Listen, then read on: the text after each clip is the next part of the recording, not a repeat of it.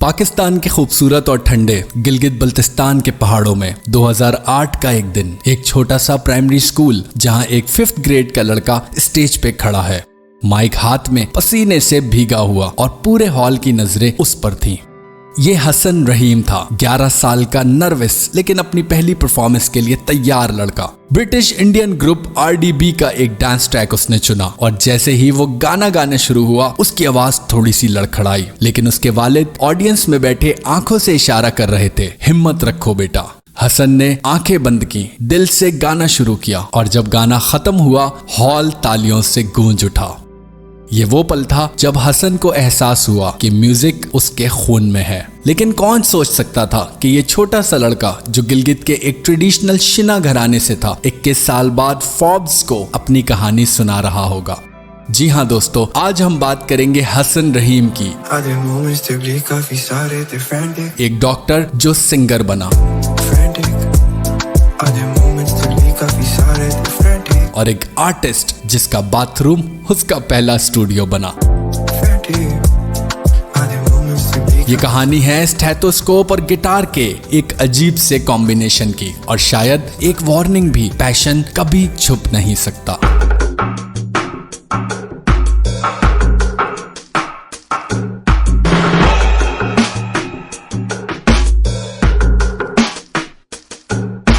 हसन रहीम 2 अगस्त 1997 को एक शिना फैमिली में गिलगित बल्तिस्तान में पैदा हुआ, जहां उसके अब्बू पाकिस्तान आर्मी में थे और अम्मी घर संभालती थी। 4 बहन भाइयों में सबसे बड़ा हसन शुरू से ही थोड़ा अलग था, एक ऐसा लड़का जो ना सिर्फ सवाल उठाता बल्कि अपने रूल्स खुद बनाया करता था। लेकिन फैमिली वैल्यूज उसके दिल में गहराई से उतरी हुई थी। गिलगित के ठंडे पहाड़ों में हसन का बचपन म्यूजिक से रोशन था। घर की महफिलों में गिलगिती डांस मूव्स, अब्बू के साथ कार ड्राइव्स पे गाना गुनगुनाते हुए और अपने छोटे से गिटार के साथ छोटी सी जैमिंग सेशन करते हुए।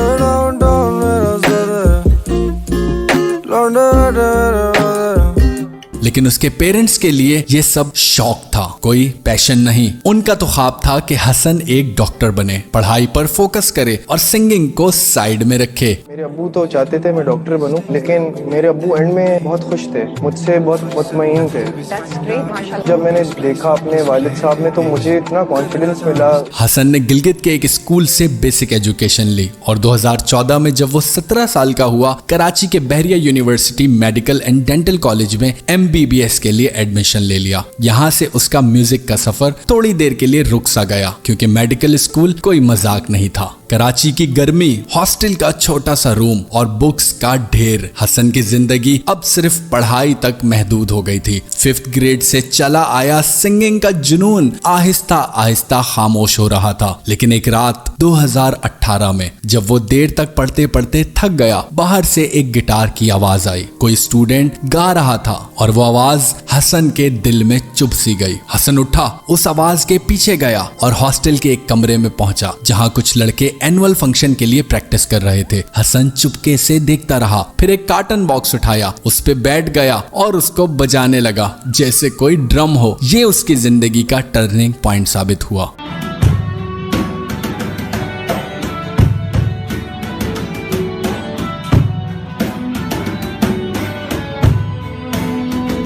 कुछ अरसे बाद उसकी मुलाकात अब्दुल्ला कसुम्बी और अदनान रिजवी से हुई, दोनों म्यूजिशियंस जो उसके मेंटोर्स बने। अब्दुल्ला कसुम्बी, अदनान को वो दादा कहता था, producer, दादा's on guitars on most of my tracks। और इन दोनों ने हसन को गिटार और पियानो सिखाया। guy that I met who was actually sincere about learning the instrument or trying to make some music। एक दिन हसन ने अब्दुल्ला को अपना लिखा हुआ एक गाना सुनाया। अब्दुल्ला कसुम्बी बोले, भाई ये तो ऐसा परफेक्ट सॉन्ग है जो रिलीज करना पड़ेगा। उस रात हसन का जोश दोबारा से म्यूजिक के लिए जाग उठा।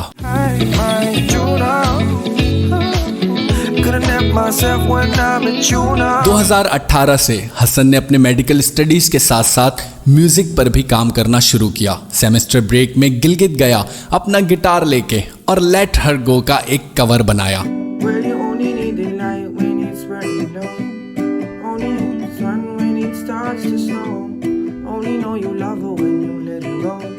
जब उसके पेरेंट्स ने सुना उन्हें लगा शायद हसन पढ़ाई छोड़ देगा, लेकिन हसन ने उन्हें यकीन दिलाया कि MBBS पे फोकस जरूर रहेगा।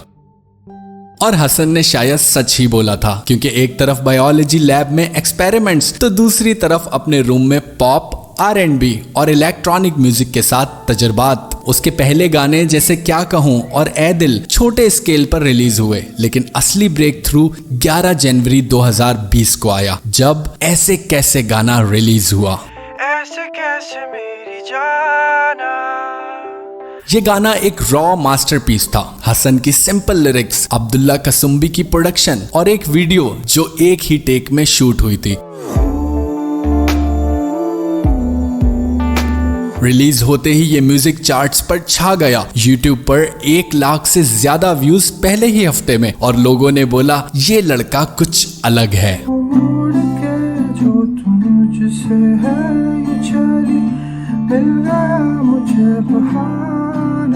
हसन का स्टाइल यूनिक था, सॉफ्ट मम्बलिंग वर्सेस, थोड़ी सी गिलगिती वाइब और लिरिक्स ऐसे जो दिल को छू लेते। लेकिन ये सिर्फ शुरुआत थी। साल 2021 हसन के लिए गेम चेंजर साल साबित हुआ। उसने MBBS कंप्लीट किया, अपने अब्बू जी के ख्वाब को पूरा किया और साथ ही पाकिस्तान इंटरनेशनल स्क्रीन अवार्ड्स में breakthrough artist of the year का अवार्ड जीत लिया।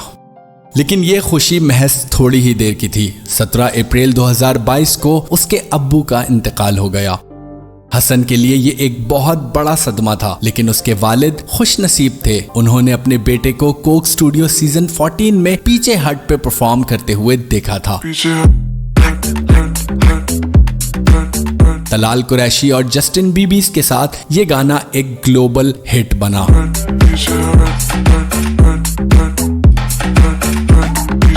पीछे हट गाना मार्वल के मिस मार्वल शो में भी चला और हसन का नाम दुनिया भर में गूंज गया। लेकिन हसन रुका नहीं। एक तरफ डॉक्टर की हाउस जॉब, दूसरी तरफ यंगस्टर्स, तलविंदर और रफ्तार जैसे बड़े आर्टिस्टों के साथ कोलैबोरेशंस की। 2023 में हसन का EP may be it's love आया, जिसमें विशेस ने इंडिया और पाकिस्तान दोनों ही मुल्कों में धूम मचा दी।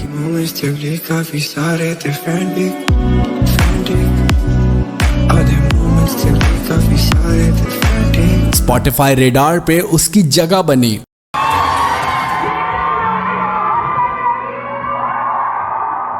और अब 2025 तक उसके 4.7 मिलियन मंथली लिसनर्स हैं। एक ऐसा नंबर जो पाकिस्तानी आर्टिस्ट के लिए काफी रेयर है। अब एक अजीब सी बात, हसन को अपने घर से ज्यादा बाथरूम क्यों पसंद है? स्पॉटिफाई रेडार के इंटरव्यू में उसने खुद बताया कि शुरुआती दिनों में वो बाथरूम में जैमिंग सेशन किया करता था। तो ये वो जगह है जहाँ पे हम बैठ के जैम करते थे और I used to write most of my lyrics like on the spot, क्योंकि वहाँ मोहल्ले वाले डिस्टर्ब नहीं होते थे। ये अजीब सी क्रिएटिविटी उसके नौटंकी एल्बम में भी देखी जा सकती है, रॉ, रैंडम और रिलेटेबल।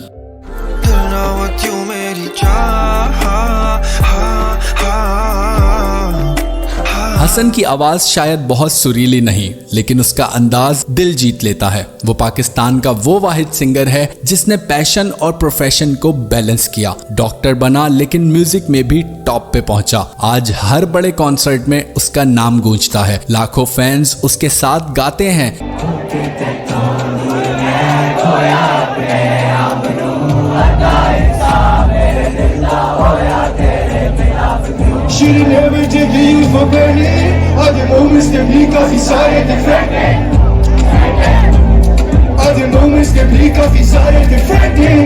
लेकिन उसकी शुरुआत एक छोटे से बाथरूम से हुई थी। तो क्या हसन रहीम सिर्फ एक सिंगर है या एक म्यूजिकल साइंटिस्ट जो पाकिस्तानी म्यूजिक को मुख्तलिफ तजर्बात के जरिए बदल रहा है? शायद ये दोनों ही, लेकिन एक बात पक्की है, हसन रुकने वाला नहीं। अब आप अपना हसन रहीम का फेवरेट गाना मुझे कमेंट सेक्शन में जरूर बताएं और साथ ही साथ एक बात भी सोचें, अगर एक 11 साल का लड़का नर्वस होके भी स्टेज को जीत सकता है तो आप क्या कुछ नहीं कर सकते।